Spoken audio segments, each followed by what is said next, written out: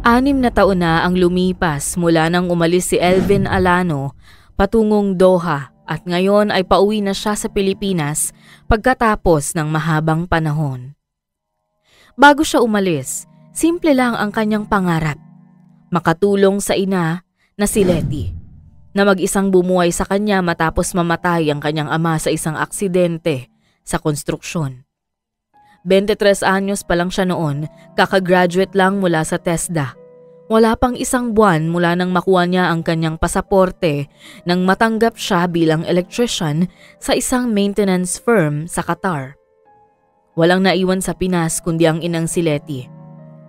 Hindi naging madali ang buhay ni Elvin sa Doha. Mainit, mahirap intindihin ang mga utos at lahat ay tila bago sa kanya. Pero tiniis niya ito. Isang bagay lang ang naging motibasyon niya. Ang paniniwala na bawat padala niyang pera ay makakapagbigay ng mas maginhawang buhay sa kanilang dalawa ng ina. Madalas ikwento ni Letty sa tuwing naka-roaming call ang tungkol sa unti-unting pagsasaayos ng kanilang bahay dahil sa mga padala ni Elvin. Binabanggit din ito ang tungkol sa mga papeles ng lumang nabili nila sa Imus. Lahat raw ay inaasikaso na. Ngunit nitong huli, naging madalang ang mga tawag. Inakala niyang sira lang ang cellphone ng ina. Kaya nang makatanggap siya ng balitang biglaan ang pagpanaw nito, para na rin siyang nawalan ng hininga. Wala siyang kaalam-alam na may iniindang sakit sa atay si Letty. Wala rin itong nabanggit kahit kailan tungkol sa gamutan o pagsusuri. Hindi siya agad nakauwi. Naabala sa proseso ng exit clearance at mga bayarin sa kumpanya. Wala siyang nagawa kundi tahimik na magluksa habang patuloy na nagtatrabaho. Kahit pa ang dibdib niya ay pinipiga sa sakit. 1 buwan pa ang lumipas. 4 ng Disyembre 2015 ay tuluyan na nga siyang nakauwi, ngunit nailibing na noon ang kanyang ina. Gabi na nang bumaba siya sa Bacoor sa dati nilang bahay. Wala siyang dalang malaking bagahe ni mamahaling pasalubong. Isang backpack lang at isang maleta, puno ng lumang damit at ilang tsokolate na dapat sanay para sa kanyang ina. Sa may kanto pa lang, may napansin na siyang kakaiba. Wala na ang lumang karatula sa gate. Iba na ang kulay ng pader at may mga bagong nakaparadang sasakyan sa harap ng bakuran. Pagbukas ng gate, bumungad sa kanya ang kanyang tiyo Arturo, kapatid ng kanyang yumaong ama. Hindi ito nagpakita ng gulat. Bagkus ay parang alam na darating siya. Walang anumang pagbati.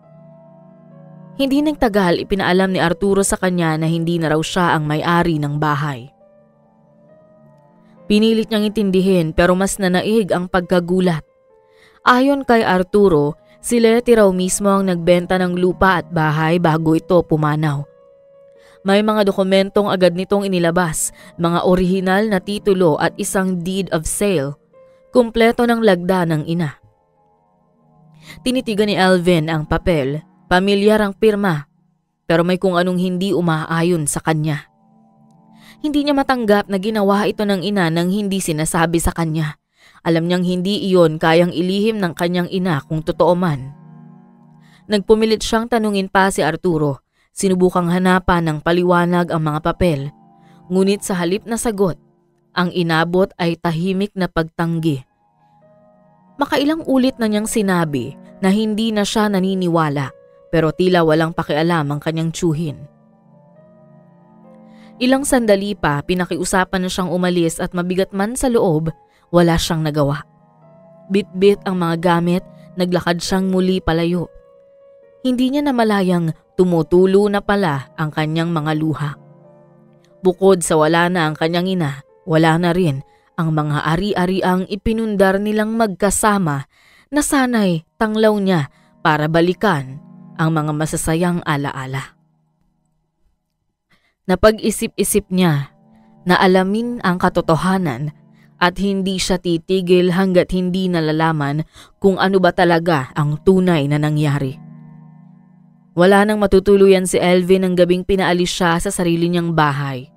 Saglit lang siyang nanatili sa terminal sa Bacoor habang pinag-iisipan kung saan siya maaaring tumuloy. Sa natitirang ipon na halos kasya lang sa isang buwang gastusin, nakahanap siya ng maliit na silid paupahan sa isang compound sa Molino. Sa sumunod na mga araw, gamit ang pangalan ng ina, sinubukan ni Elvin na kumuha ng certified true copy ng land title ng kanyang nabiling lupa sa Imus, sa Registry of Deeds. Wala pa siyang inihahain na formal na reklamo, kaya kailangang personal siyang pumunta at magkunwaring interesado lang sa pag-update. Pagkakuha niya ng kopya, nanlamig ang katawan niya dahil maging ito ay nasa pangalan na ni Arturo Alano. Nakalagay sa dokumento ang petsa ng pagkakalipat, 7 ng Setyembre 2015, 2 buwan bago mamatay si Letty. Nakasaad din sa notaryo ang pirma ni Letty bilang nagbenta ng lupa, pero walang halagang binanggit, walang kasamang tax declaration at ang lagda parang hindi nanggaling sa ina. Hindi man siya eksperto ngunit kilala niya ang sulat kamay ng kanyang ina. Isang gabi binalikan niya sa cellphone ang mga lumang mensahe ng ina. May mensaheng ipinadala si Letty noong September 6, isang araw bago ang petsa ng pirma sa dokumento at ilang araw rin bago ito pumanaw. Naroon siya sa ospital noon, ayon sa mensahe naka-confine dahil sa matinding sakit na iniinda. Paano siya pipirma ng dokumento kung nasa ospital siya? Malamang ay fabricated ang pirmang ito at kung totoo ngang pinapirma siya habang may iniindang sakit, malinaw na sinamantala ang kanyang kahinaan. Naging matalino si Elvin sa kanyang mga sumunod na hakbang. Nagsimula siyang kumuha ng mga kopya ng notarial logs at kahit mga tax declaration sa City Assessor's Office. Lahat ito pinagsama-sama niya sa isang envelope. Hindi niya agad isinampa ang kaso. Ayaw niyang kumilos ng hindi sigurado. Gusto niyang lahat ng ipipresenta niya ay hindi lang batay sa emosyon. Gusto niyang dokumento ang magsalita at magpatunay sa kanyang hinala. Sa mga sumunod na linggo, pumasok siya bilang assistant sa isang law office na pagmamayari ng abogadong kakilala ng asawa ni Jerome, dating kabarkada niya sa TESDA. Walang sahod pero pinayagan siyang tumulong sa clerical work kapalit ng libreng aral sa legal processes. Tahimik siyang nanood sa mga hearing, tahimik na nagtanong sa mga kasong may kinalaman sa forgery, falsification at undue transfer of property. Sa bawat araw na lumilipas sa opisina ng abogado, lalong lumilinaw sa kanya ang panlilinlang. Isang tsuhing walang ibang inisip kundi ang yaman. Kahit kapalit ay ang pagkasira ng relasyon sa kadugo niya. Sa loob ng lumang envelope, dumarami ang ebidensyang hinahawakan ni Elvin. Nag-message rin si Elvin sa isa sa mga dating kapitbahay at kaibigan ng ina, si Aling Mercy. Nagkamustahan sila. Mahina at maingat ang tono ng mga sagot ng matanda. Ayon kay Aling Mercy, hindi naging malinaw ang proseso ng paglipat ng bahay. May mga usap-usapan noon na pinapirma raw si Letty ng kung ano-anong papeles habang nasa ospital. May kwento pa na minsan isinakay ito ni Arturo sa van at sinabing magpapanotaryo sila pero walang tsak na nakasaksi. Nung pumanaw si Letty, hindi raw naging bukas ang pamilya sa mga detalye. Isang gabi lang nagpunta si Arturo sa barangay at ibinalitang wala na si Letty. Minadali ang burol. Walang abiso, walang pagkakataong makapagpaalam ang ilan sa mga dating kaibigan at kakilala ng ina. Nagdesisyon si Elvin na bumisita sa ospital sa Las Piñas kung saan huling na-confine ang kanyang ina.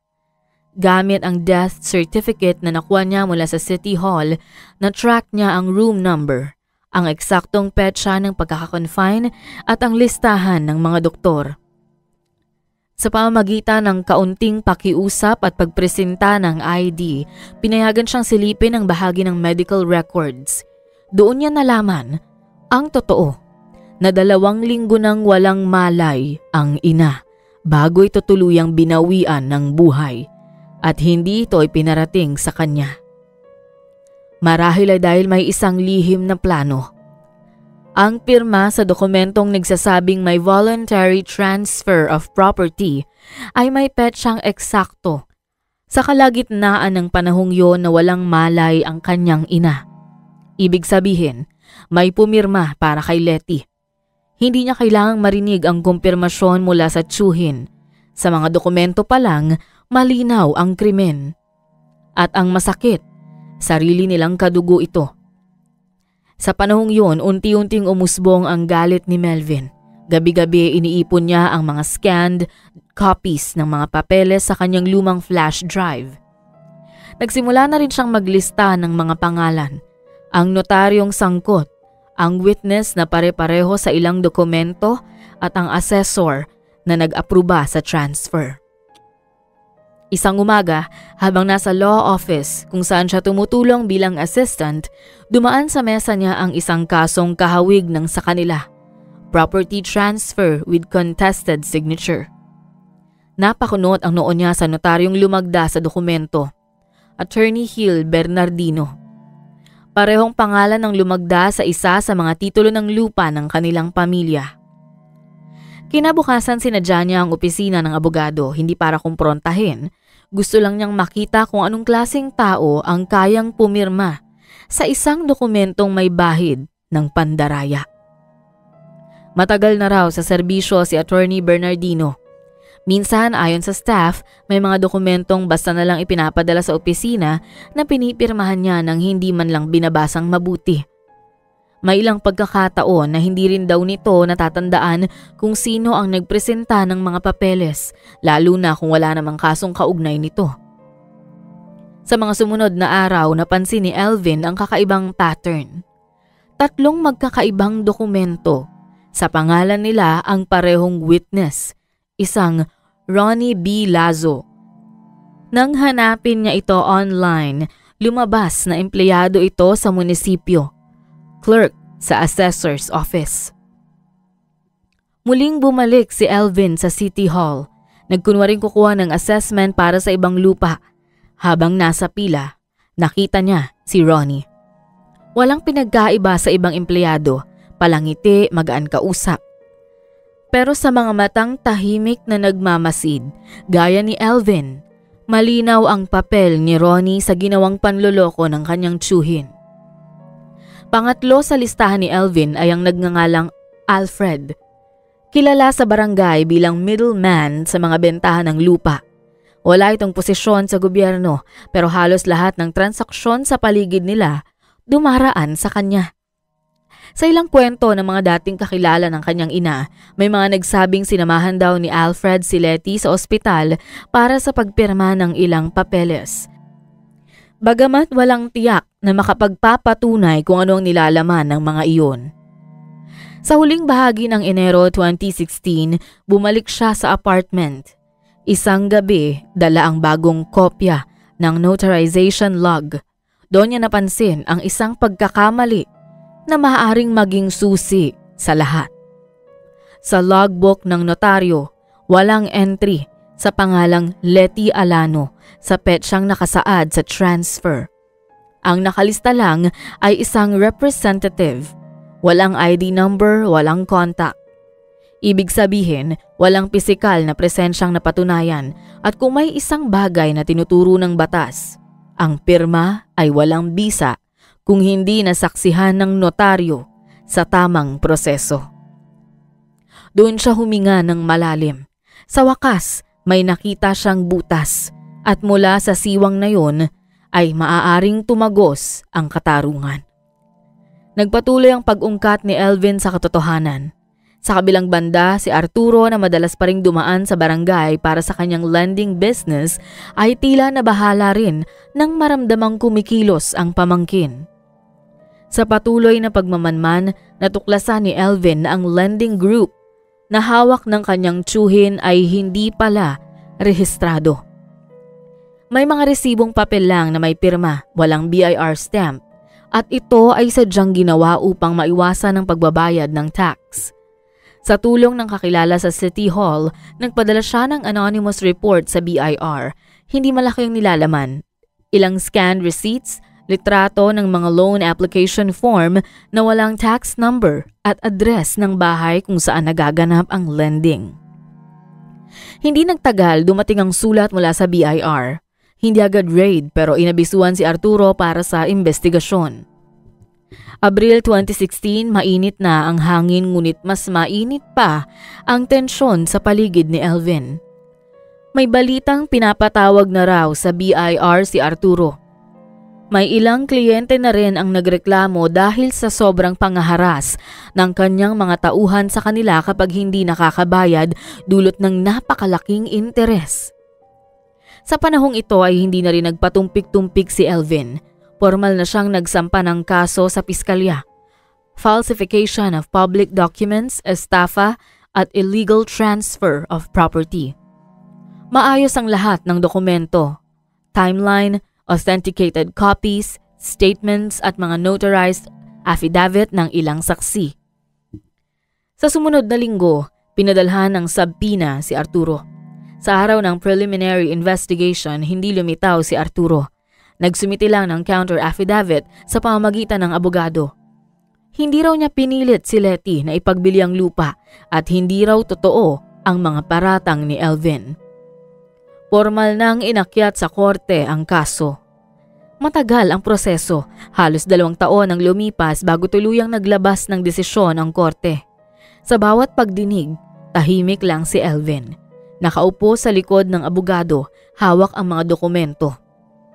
Isa-isang tinanggap ng korte ang mga ebidensya.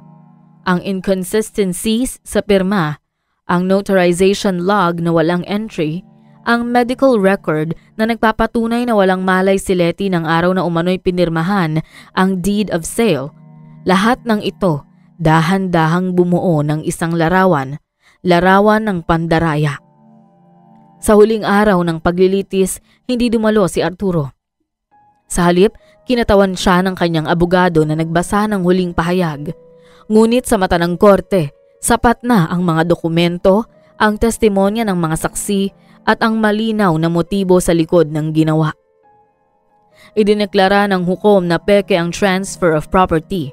Kinilala ng korte ng deed of sale ay isang huwad na dokumento na ginamit upang mapasakamay ni Arturo ang hindi kanya. Pinatawan si Arturo ng pagkakakulong dahil sa falsification of public documents at estafa. Bukod sa sentensyang 15 taong pagkakakulong, iniutos ng korte ang pagbabalik ng lahat ng ari-ariang ipinangalan sa kanya. Kasama na ang bahay sa Bacoor at ang lupang nabili sa Imus. Sa desisyong yun, tahimik lang si Elvin, ngunit nakahinga siya ng malalim at alam niyang kung nasaan man ang kanyang ina, ay masaya rin ito sa naging takbo ng kaso. Makalipas ang ilang buwan, bumalik siya sa bahay sa Bacoor. Nilinis niya ang lumang sala, inayos ang mga natitirang gamit, at binuksan ang lumang aparador kung saan nakatago ang ilan pang sulat ng kanyang ina. Sa huling drawer, may nakita siyang envelope. Lumang sulat na ginawa ng ina nang matuklasan itong malubhana ang kanyang karamdaman. Hindi niya ito ipinaalam kay Elvin dahil ayaw niyang mag-alala ito sa abroad, ngunit ito ang nilalaman ng mensahe. Mahal kong Elvin, anak, kung nababasa mo ang sulat na ito, ay maaaring wala na ako. Ngunit gusto ko lang malaman mo na masaya akong naging nanay mo at ipinagmamalaki kita. Malapit ko nang makasama ang iyong ama. Alagaan mong mabuti ang sarili mo at lagi mong tandaan na mahal kita. Matagal niyang tinitigan ang sulat at hindi napigilan ang pagpatak ng kanyang mga luha. Sa uli na pagtanto ni Elvin na marahil ay ginabayan siya ng kanyang ina sa laban. Ipinangako ni Elvin sa sarili na hindi kailanman bibitawan o ibebenta ang bahay na yun at araw-araw niyang gugunitain ang masasayang kahapon kasama ang mapagmahal niyang mga magulang.